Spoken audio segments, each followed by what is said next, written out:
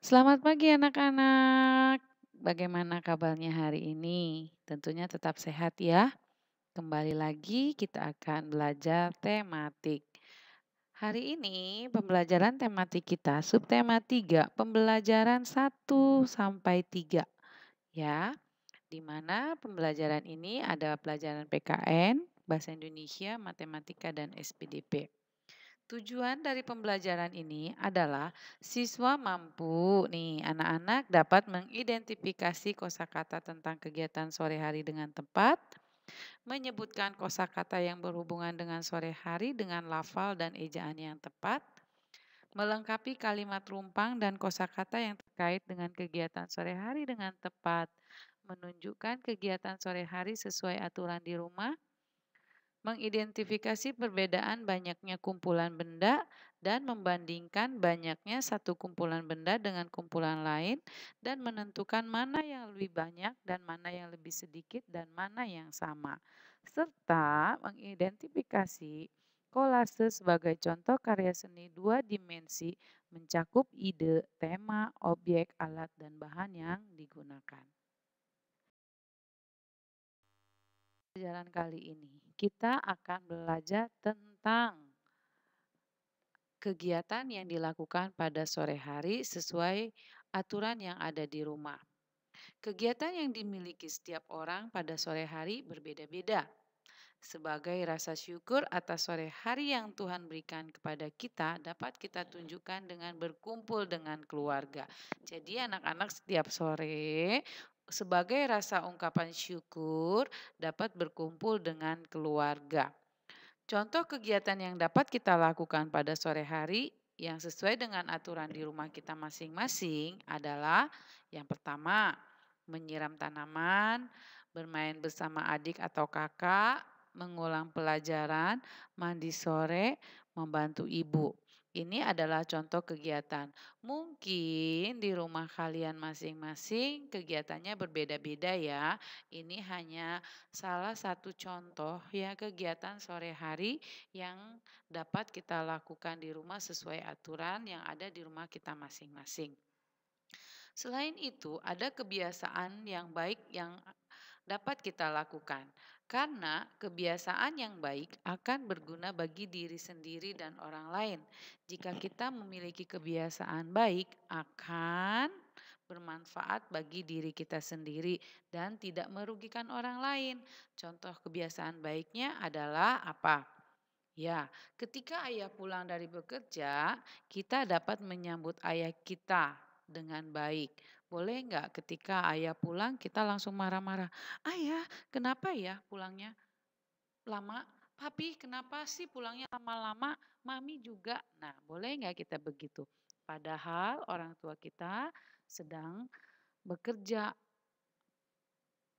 Ketika dia pulang, langsung kita marah-marah. Perasaan papi sama mami kita akan sedih ya. Jadi, sikap kita atau kebiasaan yang baik yang dapat kita lakukan ketika orang tua kita pulang dari bekerja, kita dapat menyambutnya dengan baik. Lalu kita membawakan air minum. Nih papi, aku bawakan air minum untuk papi ya, silakan diminum. Atau membawakan tas ke dalam rumah. Atau membawakan, nih ketika papinya pulang ada yang dibawa, kita bantu untuk membawakannya. Sini pi, aku bawakan bantu untuk menyimpankannya. Boleh seperti itu. Jika setiap anggota keluarga mematuhi aturan di rumah, maka di rumah akan terasa tenang dan nyaman. Kita pun tidak akan tidak akan berisik di rumahnya. Iya, nggak ada yang bertengkar, nggak ada yang berantem. Karena setiap anggota keluarga sudah mematuhi aturan yang ada di rumah. Pada pembelajaran bahasa Indonesia ini, kita akan belajar tentang kegiatan yang berhubungan dengan kegiatan pada sore hari. Pada sore hari, matahari terbenam di sebelah barat dan udara mulai terasa sejuk. Kita akan membaca sebuah teks pendek. Judulnya adalah Sore yang Menyenangkan. Sore hari, Ayah Beni pulang dari kantor. Beni dan ibunya sangat gembira. Ayah Beni membawa oleh-oleh. Betapa senang hati Beni. Ibu menyambut ayah dengan senyum. Beni membawakan tas ayahnya ke dalam. Ibu menyiapkan teh manis. Beni membantu ibunya membawa kue. Ayah Beni merasa senang. Mereka merasa gembira dan bersyukur. Ini adalah sikap Beni yang dilakukan ketika ayahnya pulang dari kantor. Oke, kita akan menjawab pertanyaan sesuai teks ini ya. Kita akan menjawab pertanyaan sesuai dengan teks bacaan yang tadi yang sudah kita baca. Perintahnya, jawablah pertanyaan di bawah ini. Pertanyaan pertama, siapakah yang baru pulang dari kantor? Anak-anak tahu nggak siapa yang pulang dari kantor? Iya, betul. Yang pulang dari kantor adalah ayah. Mengapa Beni sangat gembira? Karena ayah Beni pulang dari kantor. Hebat nih anak-anak. Yang ketiga, apa yang dibuatkan ibu untuk ayah Beni? Ayo, tadi ibu membuatkan apa untuk ayah Beni? Iya, ibu menyiapkan teh manis dan membawakan kue. Apa yang dibawakan ayah untuk Beni? Apa? Tadi katanya ayah Beni membawa sesuatu. Apa yang dibawakan ayah untuk Beni?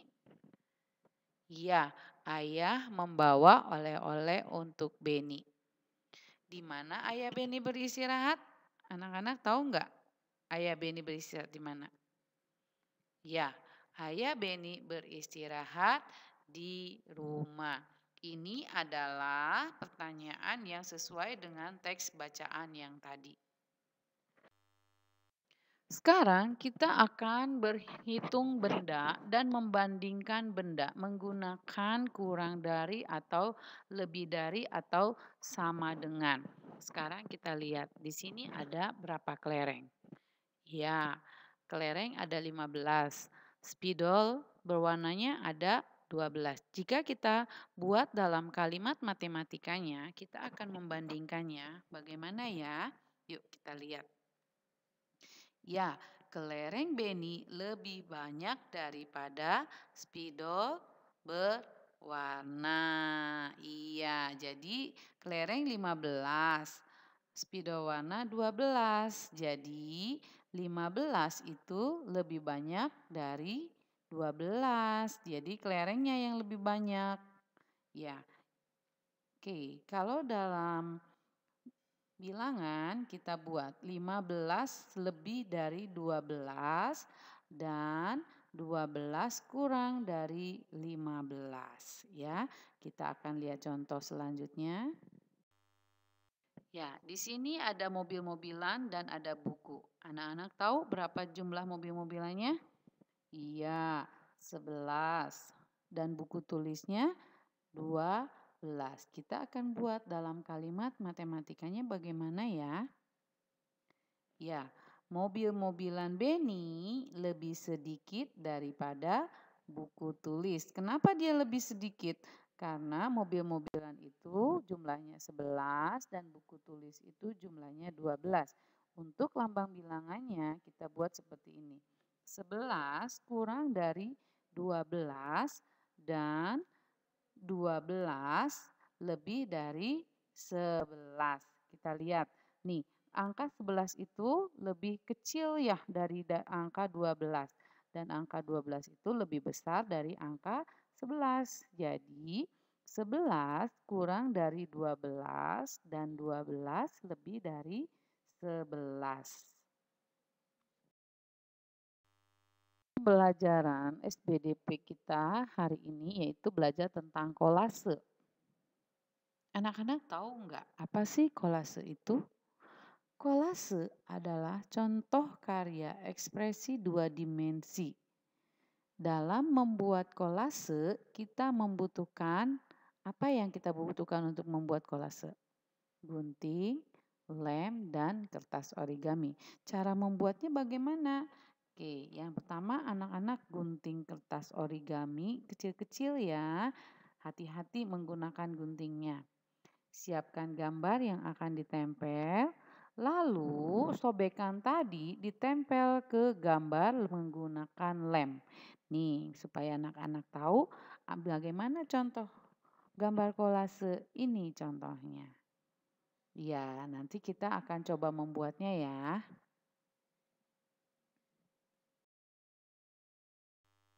Penjelasan dari Mem Sophie, terima kasih sudah mau mendengarkan materi dari Mem Sophie. Anak-anak dapat mempelajarinya kembali. Terima kasih dan Tuhan memberkati. Bye-bye anak-anak.